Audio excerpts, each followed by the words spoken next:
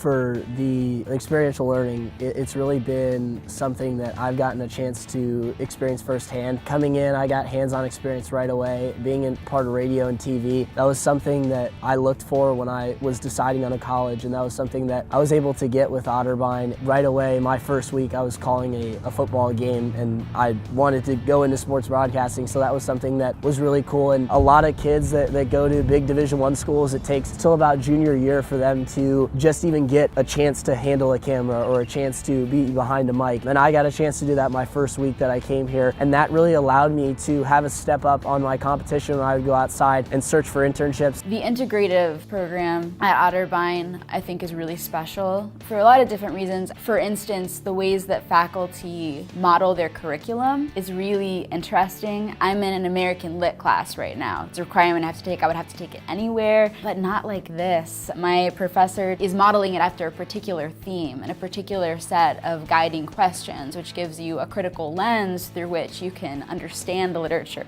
Those types of things happen in every single class that I've ever taken. What Otterbein does best is being supportive and encouraging of the students. If you come to Otterbein with an idea or a goal, Otterbein will direct you into resources and people who will help you succeed and reach that goal. I came to Otterbein with the goal of starting a Society of Women Engineers chapter, and before I even started classes here, I had professors emailing me saying, if you ever need anything, if you have any questions, feel free to email me. I would not have been able to do this at any other university.